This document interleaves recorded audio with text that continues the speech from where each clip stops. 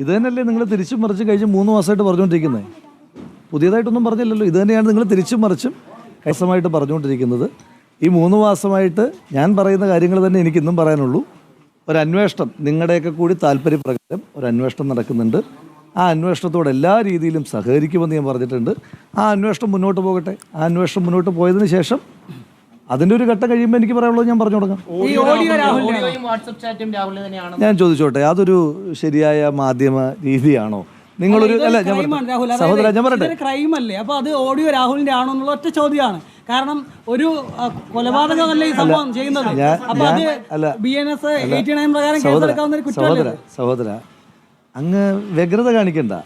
നിങ്ങൾ എൻ്റേതാണെന്നും പറഞ്ഞ് നിങ്ങളൊരു വോയിസ് കൊടുക്കുന്നു. ആ കൊടുക്കുന്നതിന് മുമ്പ് നിങ്ങൾ എന്നോട് വിളിച്ചിട്ട്, സാധാരണ മാധ്യമപ്രവർത്തനം അങ്ങനെയാണെന്ന് ഞാൻ മനസ്സിലാക്കുന്നത്, നിങ്ങൾ ഇതിങ്ങനൊരു വോയിസ് ഞങ്ങളുടെ കിട്ടിയിട്ടുണ്ട്, ഈ വോയിസ് നിങ്ങളുടേതാണോ എന്ന് എന്നോട് ചോദിച്ചതിന് ശേഷം നിങ്ങളത് കൊടുക്കുന്നതിനകത്ത് എനിക്ക് മനസ്സിലാക്കാം. നിങ്ങൾ ഒരു വോയിസ് എൻ്റേതാണെന്നും പറഞ്ഞ് എൻ്റെ ചിത്രം ഉൾപ്പെടെ വെച്ച് കൊടുത്തതിന് ശേഷം പിന്നെ അത് എന്നോട് എൻ്റേതാണോ എന്ന് ചോദിക്കുന്നതിൻ്റെ ആധികാരിക അത് തന്നെ അല്ല. ഈ അങ്ങ് ചൂടാകണ്ട, നമ്മൾ വളരെ കൂളായിട്ട് പത്രസമ്മേളനം നടക്കുകയാണല്ലോ. ആ രീതി മതി, ആ ടോൺ മതി.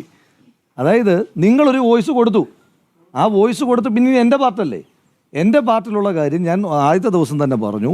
ഈ അന്വേഷണം മുന്നോട്ട് പോയതിന് ശേഷം ഒരു ഘട്ടം കഴിയുമ്പോൾ എനിക്കെപ്പോഴാണോ അതിൻ്റെ ബാക്കി കാര്യങ്ങൾ ആഡ് ചെയ്യാനുള്ളത് ആ സമയത്ത് ഞാൻ ആഡ് ചെയ്യുകയും എനിക്ക് നിയമപരമായി മുന്നോട്ട് പോകാനുള്ള അവകാശം രാജ്യത്തുണ്ടല്ലോ. ഈ രാജ്യത്ത് എനിക്ക് മുന്നോട്ട് പോകാൻ അവകാശമുള്ളിടത്തോളം കാലം ഞാൻ ആ അവകാശമായിട്ട് മുന്നോട്ട് പോവുകയും ചെയ്യും. ഞാൻ ഇപ്പോഴും ഇങ്ങനെ നിൽക്കുന്നതിൻ്റെ ഏറ്റവും ഉത്തമമായ ബോധ്യം, ഞാൻ ഈ രാജ്യത്തെ ഏതെങ്കിലും നിയമത്തിനെതിരായിട്ട് ഇന്നത്തെ ദിവസം വരെ ഒരു പ്രവൃത്തിയും, ഇതെന്നല്ല രാജ്യത്തെ നിയമത്തിനെതിരായിട്ട് ഒരു പ്രവൃത്തിയും ഞാൻ ചെയ്തിട്ടില്ല എന്ന് ഉത്തമമായ ബോധ്യമുള്ള ഒരു പൗരൻ എന്ന നിലയിൽ ഒരിക്കൽ കൂടി പറയുന്നു, ഈ രാജ്യത്തെ ഏതെങ്കിലും ഒരു നിയമത്തിനെതിരായി എന്തെങ്കിലും ചെയ്തിട്ടില്ലാത്ത ഒരാളെന്ന നിലയിൽ എനിക്ക് നിയമപരമായി മുന്നോട്ട് പോകാനുള്ള അവകാശമുണ്ട്. ആ അന്വേഷണം നടക്കുകയല്ലേ, ആ അന്വേഷണം നടക്കുകയല്ലേ സഹോദര. നിങ്ങൾ ആ വോയിസ് എന്നാ പിന്നെ എടുക്കണ്ടെന്ന് ഞാൻ പറഞ്ഞു, എടുക്കണ്ട എന്ന് ഞാൻ പറഞ്ഞു, അല്ല എടുക്കണ്ട എന്ന് ഞാൻ പറഞ്ഞു. അല്ല ഞാനത് പറഞ്ഞല്ലോ. നിങ്ങളിത് കൊടുക്കുന്നതിന് മുമ്പ് നിങ്ങളിത് എന്റേതാണെന്ന് പറഞ്ഞ് ആധികാരികമായി കൊടുത്തിട്ട് പിന്നെ എന്നോട് ചോദിക്കുന്നില്ല ഇത് നിങ്ങളുടെയാണോ ചോദിക്കുന്നില്ല. അതിന്റെ ആ ചോദ്യത്തിന് അതാണോ അല്ലയോ, അത്തരം കാര്യങ്ങൾക്കെല്ലാം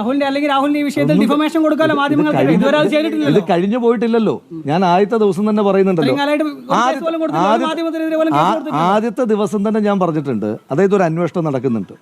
അന്വേഷണ സംഘത്തെ പ്രഖ്യാപിച്ചതിന് ശേഷമുള്ള എൻ്റെ ആദ്യത്തെ പ്രതികരണത്തിൽ തന്നെ ഞാൻ വളരെ കൃത്യമായി പറഞ്ഞു, ഒരന്വേഷണം നടക്കുന്നുണ്ടല്ലോ അല്ലേ, ആ അന്വേഷണം പൂർത്തീകരിക്കട്ടെ.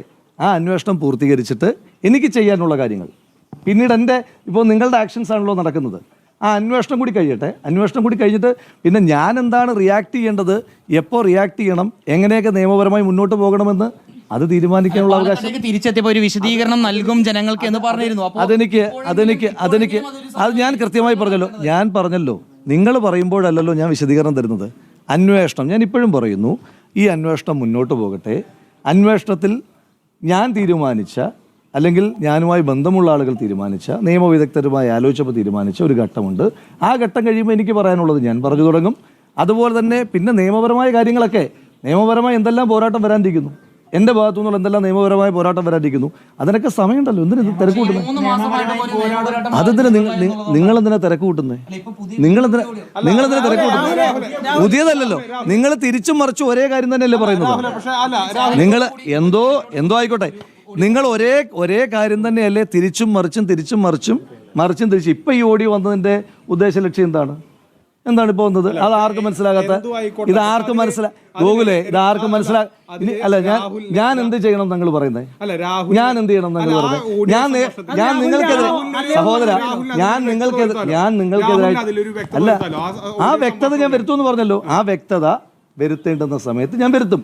നിങ്ങൾ എന്നോട് ചോദിക്കാതെ, സാധാരണഗതിയിൽ ഞാൻ പഠിച്ചിട്ടുള്ള, ഞാൻ മനസ്സിലാക്കിയിട്ടുള്ള മാധ്യമപ്രവർത്തനം എന്ന് പറയുന്നത് ഇത്തരത്തിൽ ആരെ പറ്റിയെങ്കിലും, ഇപ്പോൾ ഗൂഗിളിൻ്റെ ഇതെന്ന് പറഞ്ഞിട്ട് എന്തെങ്കിലും എൻ്റെ കയ്യിൽ കിട്ടി, അത് ഗൂഗിളിൻ്റെതാകാമാകാതിരിക്കാം, കിട്ടിക്കഴിഞ്ഞാൽ ആ ഗൂഗിളിൻ്റെ സേ കൂടി എടുക്കണം എന്നുള്ളതാണ് ഞാൻ മനസ്സിലാക്കിയിട്ടുള്ള മാധ്യമപ്രവർത്തനം. ആ സേ എടുക്കാതെയല്ലേ നിങ്ങൾ ആധികാരികമായി എൻ്റേതാണെന്ന് പറഞ്ഞ് കൊടുക്കുന്നു.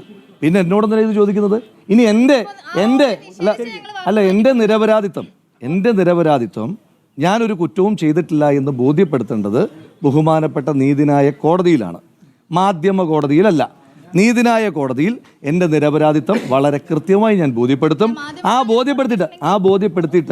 ബോധ്യപ്പെടുത്തിയതിന് ശേഷം എനിക്ക് ജനങ്ങളോട് കമ്മ്യൂണിക്കേറ്റ് ചെയ്യാൻ ഒരുപാട് മാധ്യമങ്ങളുണ്ടല്ലോ, ഒരുപാട് സോഴ്സ്, മാധ്യമങ്ങൾ എന്ന് പറഞ്ഞാൽ മാധ്യമ സ്ഥാപനമല്ല ഉദ്ദേശിച്ചത്, ഒരുപാട് മീഡിയ സോഴ്സസ് ഉണ്ടല്ലോ.